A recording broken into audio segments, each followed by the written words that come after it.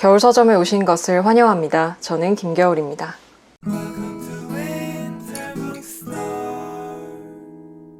오늘은 제가 지난주에 휴방공지에서 말씀드렸던 광고 영상인데요. 제가 그때도 말씀드린 것처럼 여러분께 정말 꼭 소개해드리고 싶을 만한 책들을 항상 받아서 광고를 하기 때문에 오늘 소개해드릴 책도 충분히 기대해 주셔도 좋을 것 같습니다. 되게 빨리 소개를 해드리고 싶었거든요. 그러면 내용 한번 시작을 해볼 텐데 본격적인 내용 시작하기 전에 오늘은 퀴즈로 시작을 좀 해보려고 합니다. 제가 지금부터 말씀드리는 몇 가지의 보기 중에 실 또는 직물과 관계가 없는 것을 한번 골라보세요. 보기 드릴게요. 자, 다음 중 실 또는 직물과 관련이 없는 항목은 무엇일까요? 1번 대항해 시대, 2번 노예제도, 3번 산업혁명, 4번 우주탐사, 5번 올림픽. 자, 정답에 감이 오시나요? 정답은 이 영상의 말미에 발표를 하도록 하겠습니다. 제가 이 퀴즈를 낸 이유는 바로 오늘 소개해드리는 책이 이 실, 직물 이런 쪽과 관계가 있는 책이어서 그런데요. 바로 총보다 강한 실이라는 책입니다. 그러면 책 소개 본격적으로 시작해 보도록 하겠습니다. 자, 오늘의 책은 말씀드렸듯이 총보다 강한 실이라는 제목의 책인데 사실 원제는 조금 달라요. 여기 이쪽에 써 있는데 The Golden Thread라고 돼 있거든요. 부제가 How Fabric Changed History, 그러니까 황금실, 직물이 어떻게 역사를 바꿨는가 라는 제목의 책인데 번역을 총보다 강한 실로 했어요. 저는 이 번역이 굉장히 좋은 그 제목 번역이라고 생각을 해요. 읽으면서도 참 괜찮은, 잘 어울리는 제목 번역이다 라고 생각을 했는데 이 총보다 강한 실의 총이라는 게요, 이 책에서도 이제 암시를 하고 있기도 한데 우리가 그 역사를 생각할 때, 특히 어떤 비키스토리 같은 걸 생각을 할 때 총균세 같은 거 막 생각하잖아요. 역사를 나눌 때 뭐 석기시대, 청동기시대, 뭐 철기시대 이렇게 나누잖아요. 근데 그런 식의 역사 구분에서는 잘 드러나지 않는, 우리가 구석기 시대에 뼈바늘 이런 거 배우지만, 뼈바늘이 구석기 시대 맞나요? 뼈바늘 이런 거 배우고 그런 실을 잡고 직물을 만드는 그런 도구를 배우지만 되게 아무렇지도 않게 쓱 지나가 버리는 그런 경우가 굉장히 많잖아요. 그래서 이 총보다 강한 실이라는 제목이 약간 그런 식의 역사의 관점을 조금 저격하는 것 같은 느낌적인 느낌을 주는 그런 제목입니다. 그래서 제목이 총보다 강한 실인데요. 내용 자체는 이제 실과 직물이 인류 역사를 어떻게 움직여 왔는가를 이제 시간 순서대로 탐구를 하고 있는 그런 책입니다. 자, 이제 뭐 책의 내용과 뭐 저자와 제가 느낀 점, 좋았던 점, 뭐 인상 깊은 내용 쭉 이야기를 할 텐데 그 이야기를 하기 전에 일단 결론부터 말씀을 드리면 읽으면 읽을수록 나의 어떤 무관심과 역사를 바라보는 관점에 대한 어떤 편견 같은 것들을 계속 뼈를 맞으면서 이렇게 읽게 됐던 그런 책이었어요. 그래서 여러분이 충분히 호기심만 갖고 읽어보신다면 아, 역사를 볼 때 이런 측면이 있었구나 라는 것을 충분히 흥미롭게 보실 수 있지 않을까라는 생각이 듭니다. 그러면 이제는 조금 더 구체적인 이야기로 들어가 볼게요. 일단 저자 소개를 먼저 드리면요. 카시아 세인트 클레어라는 복식사를 연구했던 이 학자가 쓴 책인데요. 브리스톨 대학교를 졸업하고 옥스퍼드에서 여성 복식사와 무도회 연구를 했다고 합니다. 이 전작으로는 이제 색의 기원 같은 것을 밝힌 책을 썼다고 해요. 컬러의 말이라는 책을 썼고요. 이게 그 다음 저서라고 합니다.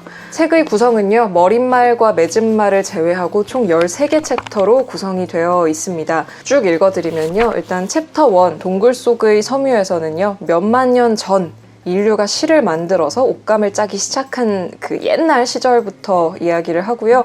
챕터 2 죽은 사람의 옷에서는요, 이집트 미라에 쓰였던, 이 미라를 보관하는 데 쓰였던 직물들 이야기를 하고 있습니다. 3장 선물과 말에서는요, 고대 중국에서 태어난 비단 이야기를 합니다. 비단이 또 굉장히 중요한 직물이었죠.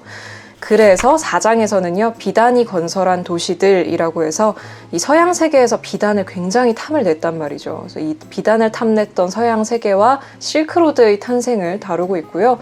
5장 파도 타는 용에서는요, 바이킹이 사용하던 돛 이야기를 하고 있습니다. 6장 왕의 몸값에서는 이 중세 잉글랜드의 상징과도 같았던 양모에 대해서 다루고 있고요. 7장 다이아몬드와 옷깃에서는 16세기에서 17세기 동안 서양을 정말 지배했던 레이스 이야기를 하고 있습니다. 8장 솔로몬의 외투에서는요, 면화의 발견과 그리고 아메리카 대륙의 발견, 그리고 교역 문제를 다루고 있고요. 9장 극한 상황에서 옷 껴입기에서는요, 에베레스트와 남극 탐험에 입고 갔던 옷에 대해 다루고 있습니다. 10장 공장의 노동자들에서는요, 실크와 유사한 레이온이라는 직물이 있죠. 이 레이온을 만들었던 공장들, 그리고 노동자들부터 현재 패스트 패션을 만드는 노동자들까지 다루고 있고요. 11장 압력을 견뎌라에서는 우주 여행에 적합한 옷을 찾는 여정을 그리고 있고요. 12장 더 튼튼하게, 더 빠르게, 더 강하게에서는 신기록을 세우는 데에 큰 영향을 주는 오늘날의 스포츠 직물들을 다루고 있습니다. 마지막 13장 황금빛 망토에서는요, 거미줄을 이용한 새로운 직물에 대한 기대를 다루고 있습니다. 그러면 제가 이 책에서 인상적이었던 내용을 3가지로 좀 정리를 해볼게요. 일단 첫 번째는요, 제가 앞부분을 읽다가 정말 깜짝 놀랐던 건데, 앞서 말씀드린 것처럼 뭐 옛날 구석기 시대 뭐 이렇게 막 배우면서 뗀석기 이런 거 배우면서 뼈바늘도 배우고 하잖아요. 가락바퀴 이런 거. 근데 그게 그냥 외우는 걸로 지나가 버리지, 그게 되게 막 다가오진 않잖아요. 솔직히 그냥 그런 게 있었다 그러면 외우는 거지. 머릿속으로 알고 있는데도 이 책에서 읽으면서 되게 놀랐던 게, 인간이 실을 찾기 시작한 게, 실이라는 걸 만들기 시작한 게 지금으로부터 19,000년에서 23,000년 전이라고 합니다. 상상이 가시나요? 지금으로부터 약 2만 년 전부터 인간이 실을, 옷을, 직물을 만들었다고 합니다. 이것도 단순한 실, 단순한 직물이 아니라 섬세한 가공을 해서 만들어야 되는 실이었고, 심지어 2만 년 전의 지층에서 발견된 실이요, 염색이 돼 있었대요. 너무 경악스럽지 않습니까? 염색이 돼 있었대요. 염색의 색깔도 한두 가지가 아니라 노란색, 빨강색, 검은색, 청보라색, 청록색, 심지어 분홍색도 있었다고 합니다.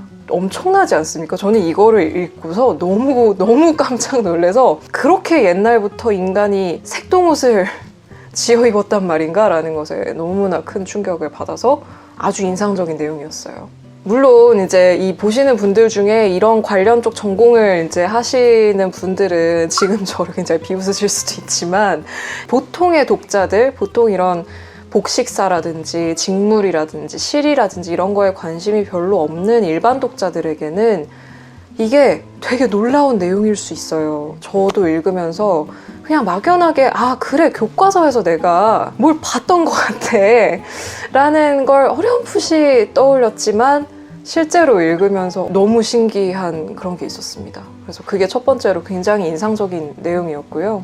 두 번째로 인상적이었던 내용은 이 책이 의도한 바일 것 같은데요. 실과 직물이라는 게 그냥 보통 우리가 생각하는 것보다 인류 역사에 너무 중요한 물건이었던 거예요. 제가 약간 읽다가 무릎을 친 게 몇 번 있었는데, 여러분 그런 생각 해보신 적 있으세요? 돛이 직물이라는 생각 해보신 적 있으세요? 실이 없었다면 돛을 만들 수가 없고, 돛이 없었다면 바다를 나갈 수가 없는 거예요. 읽다가 맞네. 저 혼자 막 너무 깜짝 놀래가지고, 돛담배 항상 알죠? 알고 있죠? 모르지 않잖아요? 하지만 그게 손수 직물을 짰으리라는 생각을 잘 안 하잖아요. 근데 그런 직물을 만들었던 사람들이 있고, 천을 짜던 여자들이 있고, 눈앞에 있었는데 생각을 못하고 있다가 맞네 이걸 딱 깨달았을 때 약간 충격이 있었어요. 옷을 해입는 건 우리가 너무 쉽게 생각할 수 있는데, 책 딱 보면은 아 그래 뭐 의복에 대한 게 있겠거니 뭐 실크로드 있겠거니 이런 생각 하잖아요. 근데 그 저의 편견의 범위를 넘어서는 내용들이 있어서 그게 굉장히 인상적이었어요.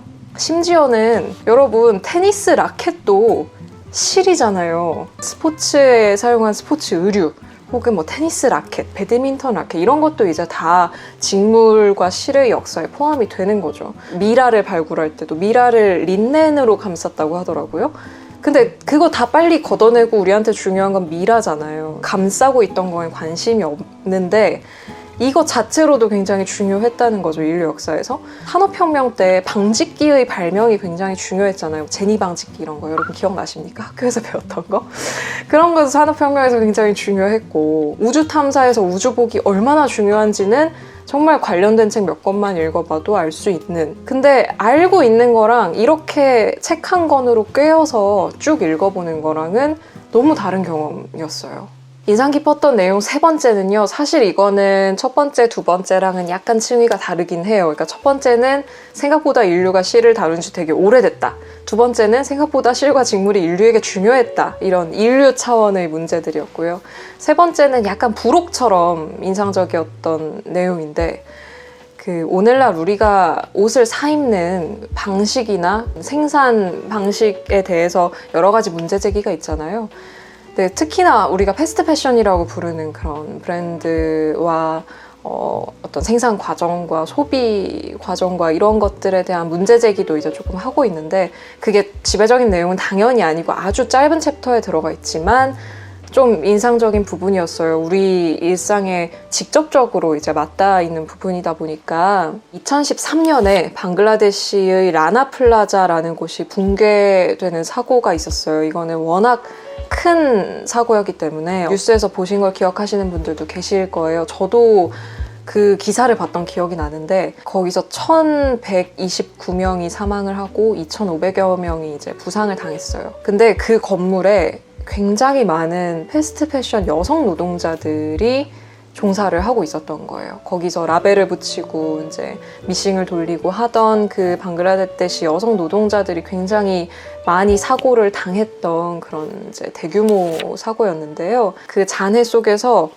망고, 월마트, 베네통 이런 이제 라벨들이 발견이 됐다는 거죠. 건물 자체가 안전 위험이 있었고 튼튼하지 못한 집안 위에 약간 불법 증축을 한 것 같은 그런 건물이었대요. 그래서 안전상의 문제가 있다는 것을 관리자들은 알고 있었고, 하지만 여성 노동자들에게 무조건 나와서 일해라 라고 했는데 이제 그 사단이 난 거죠. 그런 식의 노동자들의 환경 문제라든지, 그리고 이제 워낙 많이 알려져 있는 패스트 패션의 환경오염 문제라든지, 그런 부분들이 아무래도 일상에 좀 맞닿아 있는 그런 문제다 보니까 좀 인상적이었어요. 우리가 싼 값에 계속 나오는 그런 옷들을 사고 버리고 할 수 있는 것은 어떻게 보면 노동자들의 노동 환경, 패스트 패션이 유발하는 환경오염을 대가로 누리고 있는 편안함일 수 있겠다라는, 사실 잘 알려져 있지만 다시 한번 이제 책을 읽으면서 생각을 해볼 수 있는 그런 부분이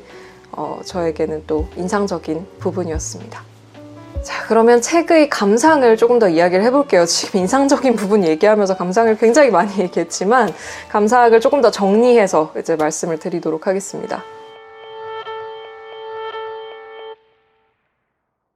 자, 감상 첫 번째는요, 너무 당연하게도 실과 직물이 이렇게 중요한 물건이었다니 하는 것이 가장 큰 감상이었어요. 사실 이 책을 읽으면서 너무너무 놀랄 노자였고, 아니 내가 이렇게 알고 있던 사실들을 이렇게 꿰어 맞추지 못하고 있었다니, 뭔가 나의 눈이 가려져 있었던 것 같은 그런 느낌이 들 정도로 내가 정말 이렇게 무지했나? 이런 생각이, 그런 반성을 하게 될 정도로 놀라운 부분들이 있었어요. 그 관련된 부분을 좀 낭독을 해드리고 싶어요.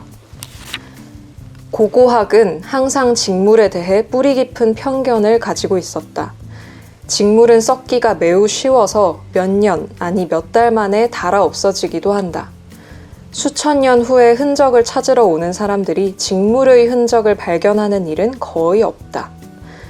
남성이 절대 다수인 고고학자들은 선사시대에 도자기 시대나 아마 시대가 아닌 철기 시대와 청동기 시대라는 이름을 붙였다. 이런 이름들을 들으면 금속으로 만든 물건들이 그 시대의 주된 특징이었다는 인상을 받는다. 하지만 금속은 그저 눈에 가장 잘 띄고 오래 보존되는 물질을 따름이다. 그 시대를 살았던 사람들의 일상생활에서는 나무나 직물처럼 잘 썩는 물질을 활용하는 능력이 더 중요했을 것 같은데 그런 물질들이 존재했다는 증거는 대부분 썩어서 대지의 일부로 돌아가 사라졌다.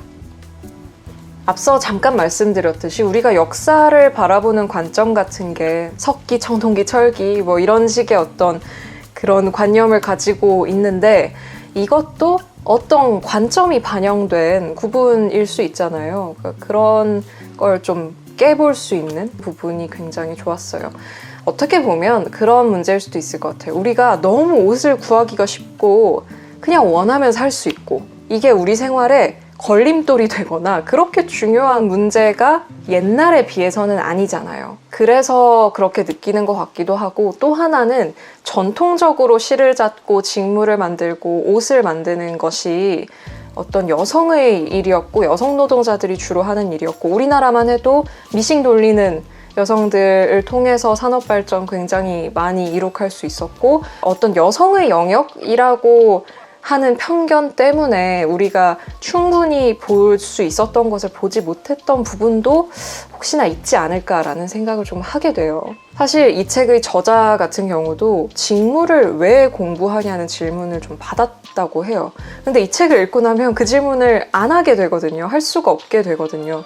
너무나 중요했던 물건이라는 걸 알게 되기 때문에 어떤 여성들은 자수로 시를 썼고 어떤 여성들은 자수로 그림을 그렸고 어떤 여성들은 실을 잣고 직물을 짜는 것으로 경제활동에 참여를 했단 말이죠. 여자의 일로 여겨졌지만 동시에 그 안에서 그 한계 안에서 여성들이 나름의 성취를 했던 것입니다. 이 부분도 관련된 부분 조금 읽어드리고 싶어요. 얼핏 보면 레이스의 역사는 사치품의 역사 같지만 다른 측면도 들여다볼 필요가 있다.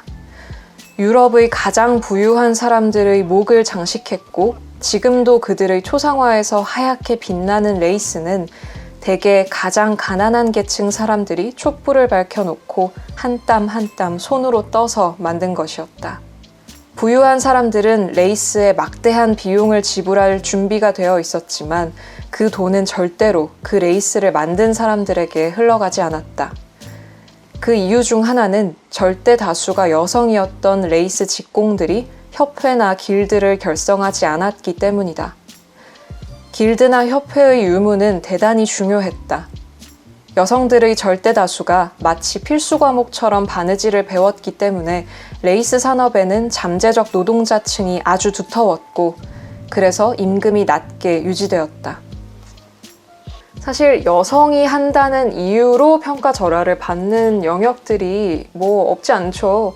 직물에 관한 것도 역시 그게 100%는 아니었다고 할지라도 여기 저자가 말하듯이 빨리 없어지고 썩어서 없어지고 하는 문제도 있었겠지만 연구 자체를 조금 덜 하게 된 부분도 영향이 조금은 있지 않았을까라는 생각이 이제 들게 되는 거죠.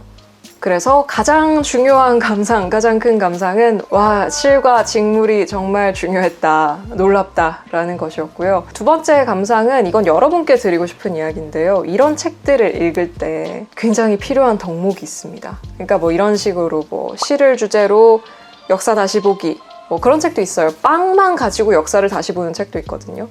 아니면은 뭐 여러분이 관심 있으실지 모르겠지만 문어의 삶을 다룬 책도 있고요. 정말 온갖 책이 있어요. 그런데 이런 책을 볼 때 굉장히 중요한 덕목이 제 생각에는 호기심인 것 같아요. 호기심을 가지고 책을 읽는 것과 그냥 이렇게 읽는 거는 너무 천양지차고요. 호기심 없이 이 책을 읽으시면 솔직히 조금 지루하실 수 있어요. 근데 약간 관심을 가지고 호기심을 가지고 읽으시면 그래도 신기해 하면서 읽을 수 있는, 물론 역사를 별로 안 좋아하시는 분들은 중간중간 조금 힘드실 수도 있어요. 이거는 사바사기 때문에 내가 유난히 역사책만 펼치면 바로 이렇게 잠을 잔다라고 하시면 아무리 호기심을 가져도 조금 졸릴 수도 있습니다. 하지만 호기심조차도 없다면 이런 종류의 책을 읽어나가는 것 자체가 불가능하다는 생각이 들고요. 굳이 이 책을 읽을 때뿐만이 아니라 기본적으로 어떤 책을 읽든 사람을 만날 때, 영화를 볼 때, 뭘 할 때 호기심을 가지고 뭘 하는 게 되게 중요하다는 생각을 많이 하게 됩니다. 그래서 이 감상은 읽으실 분들을 위해서 말씀을 꼭 드리고 싶었어요. 그러면 책의 아쉬운 점 말씀드리도록 하겠습니다.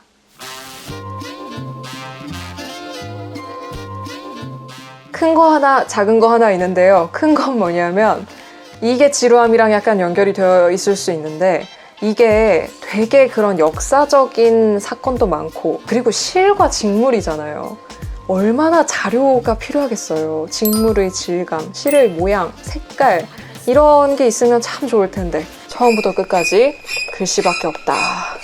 사진이 없어요. 사진 자료 같은 게 없어서 읽으면서 좀 찾아보면서 읽어야 될 필요성을 많이 느꼈습니다. 여기서 막 너무 흥미로워 보이는 이야기를 하는데 책에 자료가 없으니까 검색을 해서 막 사진 찾아보고 하게 되는 게 있었어요. 그래서 궁금한데 사진 자료가 하나도 없다라는 점. 그래서 읽으시는 분들은 조금 검색을 하면서 읽으시는 쪽을 훨씬 더 권유를 하고 싶습니다.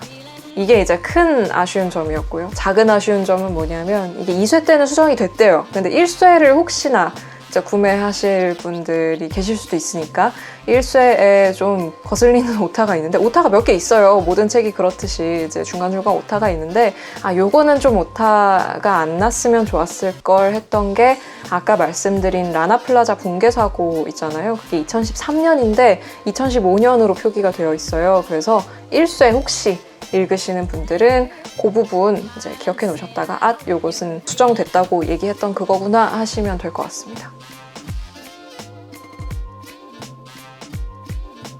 자, 이렇게 해서 오늘 총보다 강한 실 책 함께 이야기 나눠봤습니다. 제가 맨 처음에 말씀드렸던 여러분께 냈던 퀴즈 문제의 답 아시겠죠? 진작에 이제 약간 알아차리셨을 것 같은데 정답은 없음입니다. 제가 말씀드린 5개의 보기가 모두 실 또는 직물과 굉장히 중요한 연관이 있었던 그런 주제라는 것을 이제는 어렴풋이 알게 되셨을 거예요.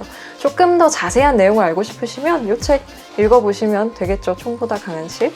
자, 이렇게 해서 오늘 영상은 마무리를 하도록 하겠습니다. 오늘도 와주셔서 감사합니다. 우리는 다음 영상 언제가 될까 잘 모르겠지만 다음 영상에서 만나요. 그동안 또 잘 지내시고요, 여러분. 저는 또 책을 쓰러 갑니다. 금방 올게요. 네, 오늘도 와주셔서 감사합니다. 또 오세요. 또 오셔야 돼요. 안녕. 오늘 이 책에 대해서 소개를 해드릴 텐데요. 그러면 다시 할게요. 다시 할게요. 어떤 여성들은 자수로 시를 썼고 다시 할게요. 제가 맨 처음에 말씀드린 퀴즈 답 진작에 다시 할게요. 뭐 진작에 실이야 아니야 다시 할게요. 자 이렇게 해서